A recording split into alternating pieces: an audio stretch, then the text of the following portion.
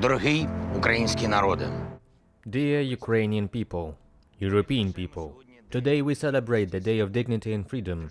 It is a public holiday established in honor of the beginning of two revolutions, the Revolution of 2004 and the Revolution of Dignity 10 years ago. 10 years ago we started a new page in the struggle. 10 years ago Ukrainians launched their first counteroffensive against lawlessness, against the attempt to deprive us of our European future, against our subjugation.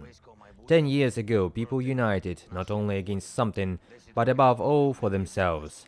Everyone for everyone. All those who, after the arbitrariness of force, felt that they are also being beaten, that they are also hurt, that they are blows to justice and truth, to freedom, to our common tomorrow. What will it be like if we remain silent, swallow it and fear instead of fighting? And then, in fact, the first victory in today's war took place. The victory of non-indifference, the victory of courage, the victory of the revolution of dignity, the victory of people's resistance, civil society, the feat of the heavenly 100 heroes, and all those who fought for freedom in the capital and other regions. Our people have a long way behind them, which we have already passed. Behind me today are the flags of Ukraine and the European Union. And today we have the right to say, this is not just an adornment of the square, a decoration, a fiction. This is a real symbol of Ukraine's inseparability from Europe, the right to which the Ukrainian nation and the Ukrainian state have been proven all this time. Year after year, step by step, we do everything to ensure that our star shines in the circle of the stars of the EU flag, which symbolizes the unity of peoples of Europe. This star of Ukraine. 20 years ago it was a romantic dream. 10 years ago it was an ambitious goal, and today it is a reality in which it is no longer possible to stop our progress and completion of all mandatory stages. Therefore, our candidate status and further accession negotiations should certainly result in Ukraine's full membership in the EU. And we are doing all this despite the war, when our people are defending themselves and Europe right now, because we have dignity, and we will not allow our freedom to be taken away from us, because we have to protect our freedom in order not to lose our dignity, because we know and remember one of the important wisdoms we learned long ago. How important it is not to be afraid, how important it is to fight. And every time they try to take something away from us, more and more people stand up to resist it.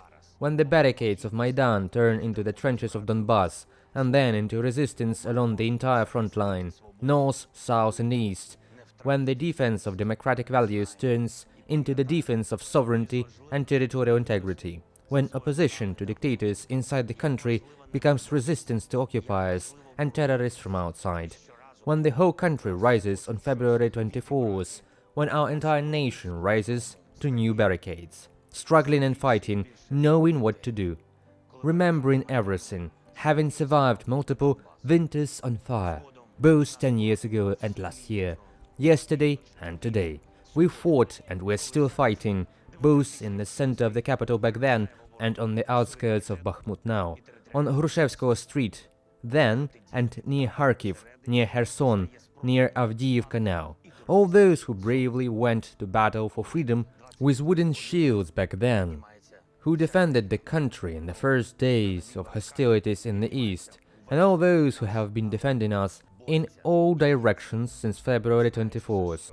All those who were not afraid of rubber bullets and stun grenades then, or all the weapons and equipment of the so-called Second Army of the world today. Those who were not afraid and are not afraid to go out for freedom, wrapped in the Ukrainian flag, on Independence Square in Kyiv back then, on Freedom Square back then, and all those who are doing it now on the battlefield. Everyone who knows and proves that we must struggle and fight, everyone for everyone, in every episode of confrontation, for one building or for the whole region, for one street or for the left bank of the whole country, for one barricade or along the entire state border of Ukraine.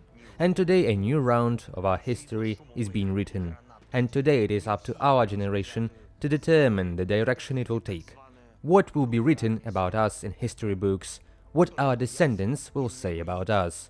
They fought but failed, or they fought and won.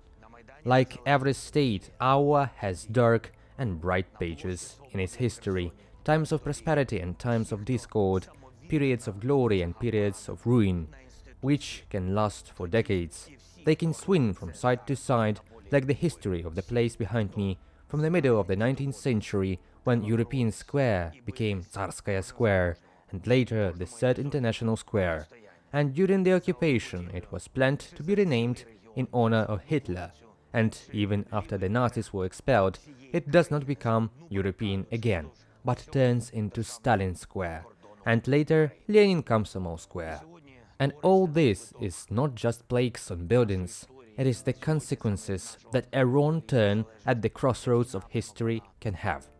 When statesmen are replaced by windbag politicians, when they fight for chairs, not people, when their own egos become more important than their own country, when they do not stand up to the end and the prefix in exile is added to the status of leader, head or hetman, when the enemy manages to split the internal unity, when we quarrel and then get tired and desperate, and then we survive, in new periods of new captivity and statelessness, when the enemy manages to undermine international support and solidarity, when the civilized world begins to seek compromises with terrorists and make concessions to tyrants, then we all definitely lose. Ukraine, Europe, the whole world. We lose, naively thinking that there can be a draw with them. A draw is impossible. We are strong, we have to be strong, because people believe in the strong only, and only the strong create the future. Only the strong can be united, united to become free. Free to be worthy, for the sake of new times, when the central squares of our cities will receive new and forever unchanged names, in honor of the heroes, in honor of the liberators, of Mariupol, Berdyansk, Melitopol, in honor of the liberation of Donbass and Crimea, in honor of the reunification of Ukraine within its borders, when in history books, years and centuries from now, the period of independence since 1991 will be written about as a continuous one. Years and centuries from now, when listening about Ukraine as an integral part of Europe, all future generations will ask in schools, how could it have been otherwise? When in our calendar, alongside the days of independence, statehood, unity, dignity and freedom, the day of victory appears. Victory of Ukraine. Of decent and free people, with a capital letter.